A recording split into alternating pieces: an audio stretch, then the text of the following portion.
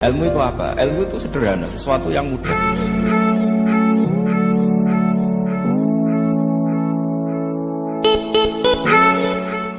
Belanda itu sudah penjajah, tapi sama buyut-buyut kita dipanggil Doro. Bisa kamu bayangkan kiai saat itu untuk mengingatkan masyarakat pentingnya melawan Belanda. Wong manggil Belanda saja Doro, tuan. Terus kemudian kita berfatwa melawan Doronya. Jadi benahi ilmunya saja itu sak penggawian kira-kira gitu. Jadi ngelola orang bodoh itu ya kangelan. Enggak dikelola itu bangsa kita, dikelola itu ya rodok goblok banget. Wong ngundang penjajah apa? Doro. Jadi itu PR besar. Tapi kiai itu punya seni untuk memberi penjelasan. Makanya di antara kelebihan ulama itu pasti warasatul anbiya itu di fatona ada unsur kecerdasan. Cerdas itu seni mengelola pikiran manusia, itu namanya cerdas. Makanya saya berkali-kali kalau ngaji, harusnya orang itu semuanya itu pengagum ilmu, jangan pengagum fakta, tapi pengagum ilmu. Ya saya berkali-kali mencontohkan, kalau Anda suami yang miskin, nggak punya uang, terus pulang dimarahin istri karena tidak punya uang atau kerja tidak sukses, harusnya kamu bangga. Anda juga kan yang berteori kalau suami nggak becus itu pasti dimarahin. Nah ketika menjadi fakta harusnya Anda syukur bahwa ilmu Anda itu benar. Jadi pas istri marah, alhamdulillah ternyata teori saya ini benar itu. Ini lucu kan, teori Anda mengatakan demikian, tapi pas menjadi fakta Anda tidak siap. Nah, begitu juga menyangkut penjajah. Belanda itu sudah maju, Eropa sudah maju, Indonesia negara yang terbelakang. Di mana-mana terbelakang itu menjadi objek penjajahan. Di mana-mana yang terpelajar itu posisi menjajah. Sehingga ulama adalah mengertikan yang tidak ngerti. Karena teori penjajahan pasti gitu, yang tahu menjajah yang tidak tahu, yang sudah modern menjajah yang belum modern dan seterusnya. Makanya awwalu hadzal din itu al ilmu. Makanya nomor satu itu ilmu, pengetahuan. Di sini pentingnya sampai Islam mewajibkan thalabul ilmi fardhatun ala kulli muslimin. Karena tadi bisa kamu bayangkan 350 tahun dijajah Belanda, kita manggil mereka itu Doro atau tuan. Kayak apa? Susahnya menggerakkan masyarakat yang cara pandang masih demikian. Yang kiai-kiai sudah tidak berontak dibikinkan masjid di alun-alun, diberi otoritas beragama sehingga dikira Belanda ini baik. Padahal ini dulu ya niatnya menina bubukkan biar tidak ada pemberontakan. Walhasil singkat cerita, kiai-kiai yang sudah di Mekah termasuk Mbah Hasyim, beliau ketemu Muhammad Iqbal, ketemu beberapa ulama dunia, tahu bahayanya mustakmarin. Terus akhirnya kiai-kiai kumpul-kumpul fatwa resolusi apa? Jihad. Jadi ini mukaddimah sebagai pembenaran, sebagai setuju saya sama Kiai Ulil Albab bahwa nomor satu itu jihad. Tapi jihad tadi pemaknanya harus utuh. Kalau kondisi perang ya perang, kalau kondisi stabil ya jihad untuk memajukan apa? Indonesia. Itu dan itu saya ulang lagi dimulai dari ilmu. Sebelum saya ngaji Minhajul Thalibin saya cerita ilmu itu apa? Ilmu itu sederhana, sesuatu yang mudah. Karena ilmu itu fitratallahi allati fataran nasa. Misalnya begini, saya orang miskin, nggak punya apa-apa. Sudah nggak punya apa-apa, nggak punya jabatan, keluarga yang nggak pati loyal, mungkin istri ada ngidolakan kita, bahkan anak kita sendiri juga nggak ngidolakan kita. Itu kan sial-sialnya orang, anak kita aja nggak pernah ngidolakan kita. Tapi untuk bahagia itu sebenarnya sederhana. Sederhananya begini, orang pinter itu ingin mempertahankan kehidupannya, terus pinter sampai berobat habis banyak ke Belanda, ke Jepang supaya mempertahankan nyawanya. Si miskin ini kalau dia setiap makan, ya Allah, saya dengan makan ini mempertahankan nyawa saya. Jika makan itu satu kajian ilmiah bahwa ini luar biasa.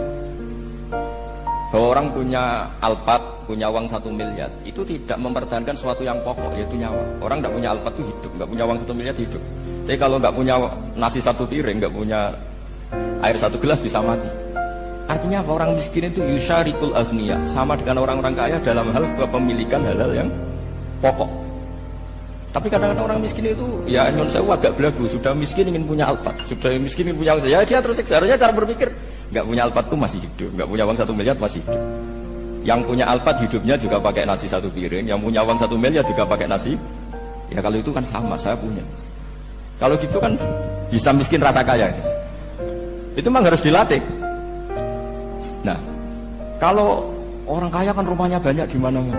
Memangnya kalau rumahnya banyak di mana-mana terus tidur di sini 1 jam, di rumah itu 1 jam, malah nggak bisa tidur kan? Tetap aja yang dipakai 1 kamar. Itu gunanya apa punya rumah banyak? Setidaknya zaman miskin itu dia berpikir gunanya apa punya rumah banyak dipakai hanya satu. Meskipun suatu saat kalau dia kaya juga berpikirnya agak rubah. Ya penting punya rumah banyak biar kemana-mana punya rumah, nggak apa-apa. Tapi sementara masih miskin jangan berpikir seperti itu. Nah yang menjadi miskin kacau kan sudah miskin berpikirnya gaya orang kaya. Itu kecelakaan itu. Nah itu ilmu, maksud saya itu ilmu. Sehingga dulu Nabi ngajari orang miskin itu sederhana. Ketemu orang miskin sama Nabi diajarkan. Nabi diantara ajarannya begini.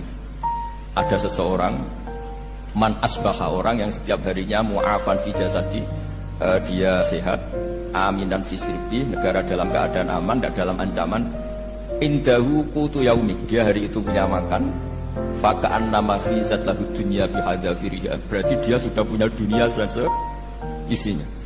Karena polanya sama. Buat Presiden Amerika itu yang untuk mempertahankan nyawanya ya makan pokok dan minuman pokok, bukan jabatannya sebagai presiden atau punya uang triliunan. Yang paling kaya di Indonesia juga gitu, untuk mempertahankan hidupnya juga dengan makanan pokok. Dan itu orang miskin punya. Kehidupan paling top itu apa? Ya kehidupan yang mempertahankan nyawa itu yang paling top, lainnya itu enggak.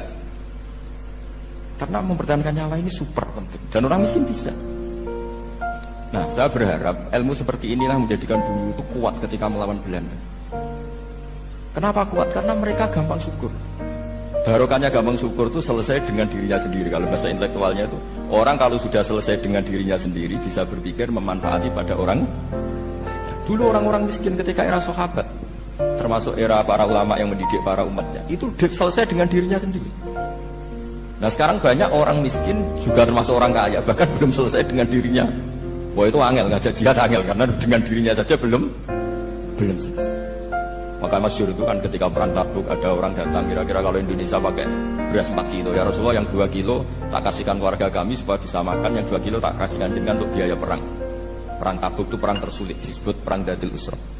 Sekarang hitung saja, ini coba dihitung, mungkin yang bagian kasir tahu. Kalau 2 kilo kali 3.000, umat Islam masih itu sekitar hampir 3.000. Itu sudah 6.000 kilo. 6.000 kilo itu artinya apa? Orang miskin ketika perang membiayai dirinya sendiri, itu satu. Kedua, dengan mental memberi, orang ini tidak tamak. Barokahnya tidak tamak, tidak nyalahkan yang kaya. Efek dari itu apa ketika perang Tabuk? Sumbangan dari Sayyidina Utsman yang jumlahnya besar sekali, yaitu di antara 1.000 dinar. 1 dinar kira-kira 4,25 gram, berarti sekitar 4.000 gram. Itu bisa diberikan alat perang. Sumbangan dari Abu Bakar juga bisa dipakai beli kuda untuk perang. Nah bayangkan kalau kebutuhan orang miskin ini untuk makan itu nggak mau urun. Wong saya miskin nggak perlu urun, saya miskin dipakai alasan terus. Maka jumlah 3.000 ini akan mengurangi anggaran untuk belanja peralatan perang, karena untuk konsumsi orang miskin. Udah gitu kadang mangane tanduk itu kan repot. Wes miskin mangane tanduk, nak antri mo kan ribet. Artinya apa? Perang ini tidak fokus karena ngurusi konsumsi untuk orang-orang miskin. Nah, dulu zaman Nabi orang miskin pun semuanya heroik. Mereka dibantu gak mau, inginnya bantu. Sampai dicibir sama orang munafik. Apa gunanya sedekah 2 kilo? Perang ini perang besar antar negara. Pas itu mau perang melawan Romawi. Sampai orang munafik bilang alladzina almizuna mutawwi'ina minal mu'minina fi sadaqati walladzina la yajiduna illa juhdahum faskharuna minhum.